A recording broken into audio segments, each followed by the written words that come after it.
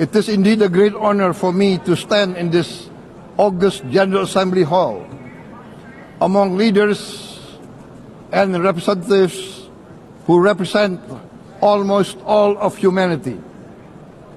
We differ in race, religion, and nationality, yet we gather together today as one human family. We are here first and foremost as fellow human beings, each created equal, endowed with unalienable rights to life, liberty, and the pursuit of happiness.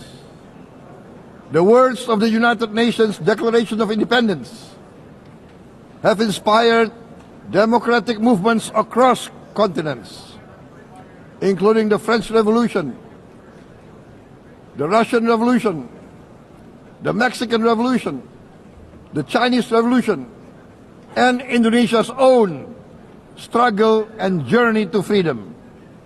It also gave birth to the Universal Declaration of Human Rights, adopted by the United Nations in 1948. All men are created equal was the creed that opened the way to unprecedented global prosperity and dignity.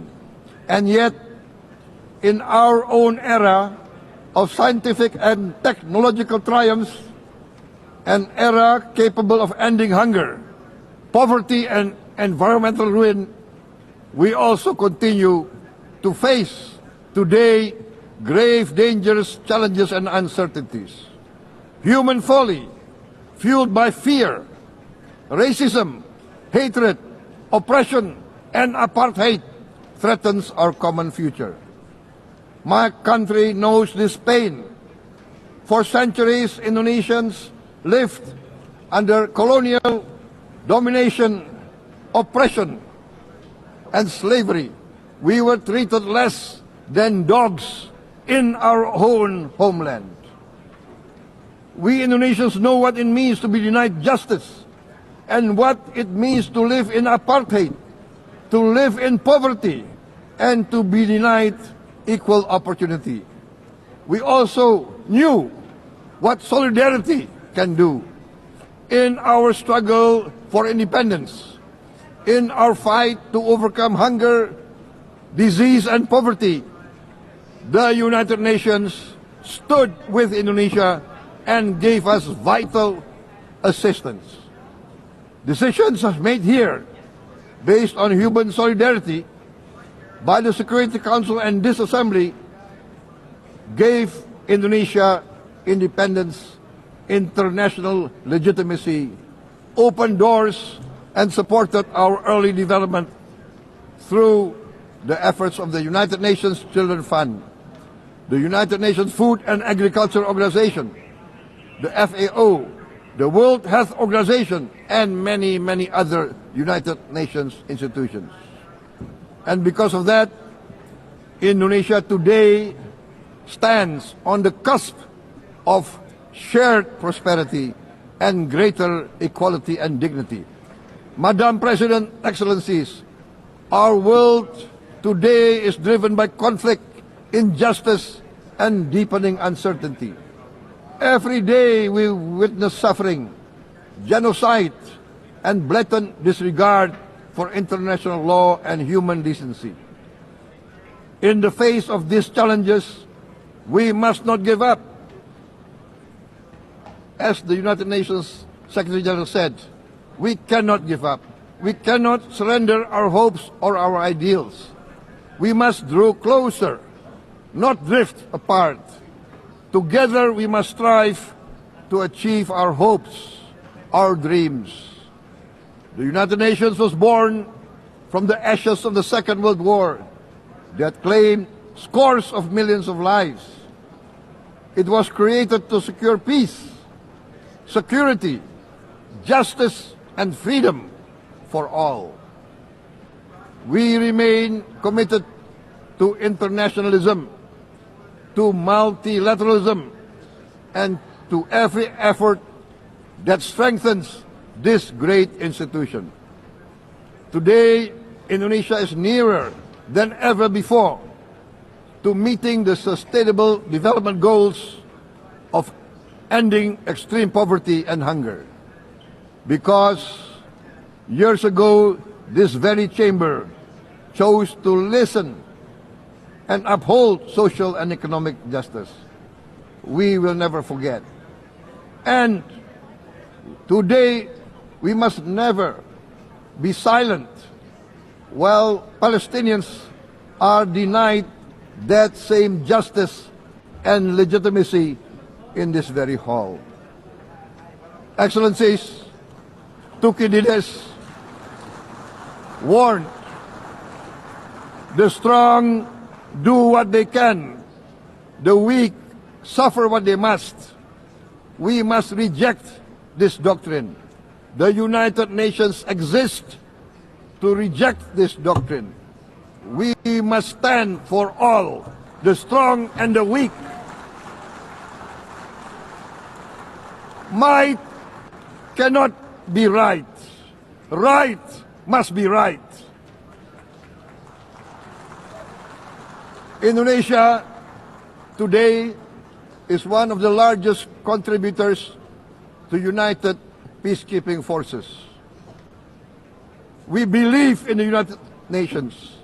We will continue to serve where peace needs guardians, not with just words, but with boots on the ground.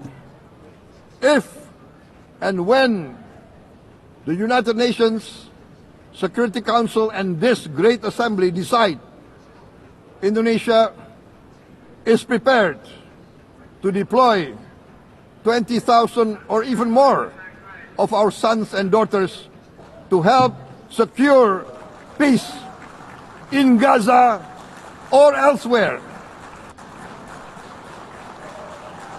in Ukraine, in Sudan, in Libya, everywhere when the peace needs to be enforced, peace needs to be guarded, we are ready.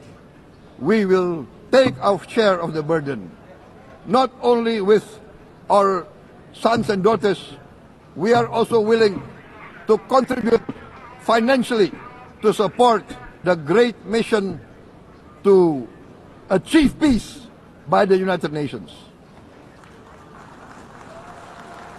Madam President, Excellencies, I propose to this Assembly a message of hope and optimism, grounded in action and execution.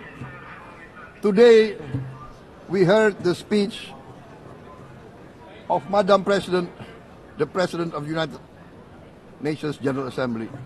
Yes, it is true what she said. Without the International Civil Aviation Organization, will we be here today? Will we sit in this great hall? Without the United Nations, we cannot be safe. No country can feel secure. We need the United Nations, and Indonesia will continue to support the United Nations. Even though we still struggle, but we know the world needs a strong United Nations. The world's population is growing. Our planet is under strain. Food, energy, and water insecurity haunt many nations. We choose to answer these challenges directly at home and to help abroad wherever we can. This year, Indonesia recorded the highest rice production and grain reserves in our history. We are now self-sufficient in rice, and we are starting now to export rice to other nations in need, including providing rice for Palestine. We are building resilient food supply chains, strengthening farmer productivity, investing in climate-smart agriculture to ensure food security for our children and for the children of the world. We are confident in a few years' time, Indonesia will be the granary of the world. As the world's largest island state, we testify before you that we are already experiencing the direct consequences of climate change, particularly the threat of rising sea levels. The sea level on the north coast of our capital city is increasing by 5 centimeters every year. Can you imagine in 10 years? Can you imagine in 20 years? For this, we are forced to build a giant seawall, 480 kilometers in length. It will take us maybe 20 years, but we have no choice. We have to start now. Therefore, we choose to confront climate change not by slogans, but by immediate steps. We are committed to meeting our 2015 Paris Agreement obligations. We aim to achieve net zero emission by 2060, and we are very confident we can achieve net zero emission much earlier.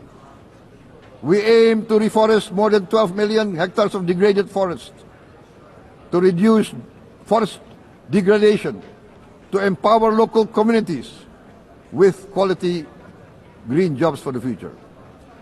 Indonesia is shifting decisively from fossil fuel-based development towards renewable-based development. From next year, most of our additional power generation capacity will come from renewables. Our goal is clear: to lift all of our citizens out of poverty and make Indonesia a hub for solutions to food, energy, and water security. Madam President, Excellencies, we live in a time when hatred and violence can seem to be the loudest voices.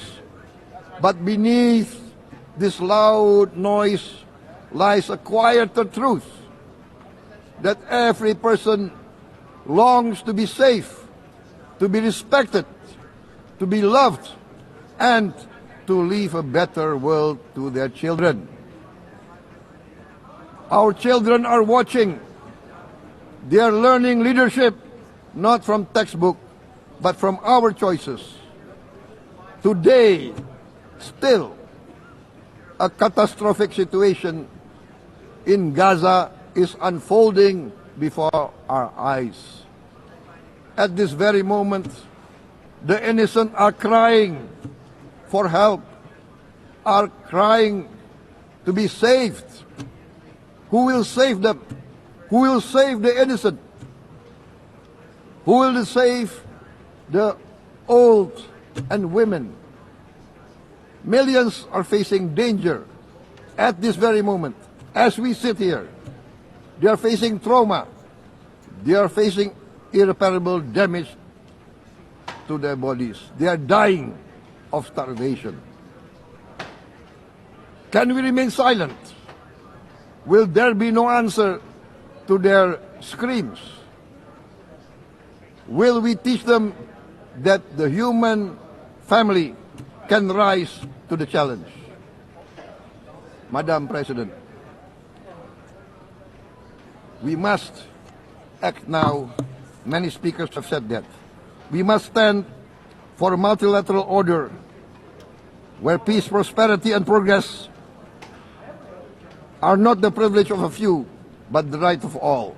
With a strong United Nations, we can build a world where the weak do not suffer what they must, but live the justice that they deserve. Let us continue humanity's great journey of ideals, the selfless aspirations that created the United Nations. Let us use science to uplift, not use science to destroy. Let rising nations help others to lift themselves. I am convinced that the leaders of the great world civilizations of the West, of the East, of the North, of the South, leaders of America, Europe, of India, China, the Islamic world, the whole world, I am convinced they will rise to their role demanded by history. We are all hopeful that the leaders of the world will show great statesmanship, great wisdom, restraint, humility, overcome hate, overcome suspicion. Madam President, distinguished delegates, we are greatly heartened by the events of the last few days, where significant leading countries of the world have chosen to side with history, to choose the right side of history, the path of the moral high ground, the path of rectitude, the path of justice, the path of humanity, to shun hatred, to overcome suspicion, and to avoid the use of violence. The use of violence will beget violence. No one country can bully the whole community of the human family.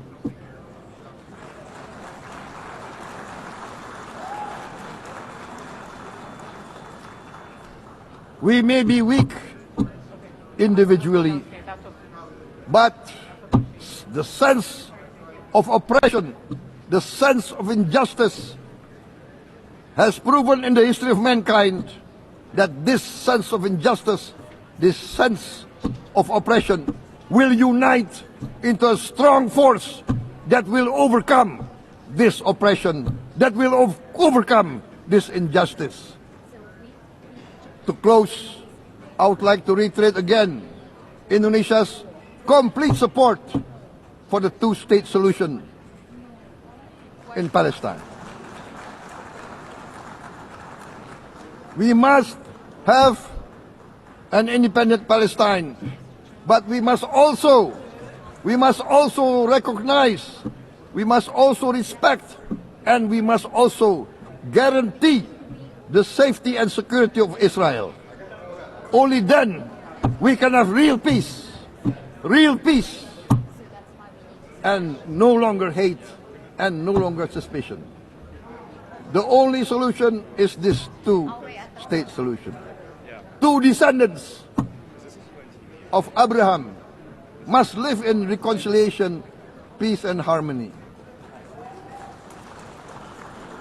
Arabs, Jews, Muslims, Christians, Hindus, Buddhists, all religions, we must live as one human family.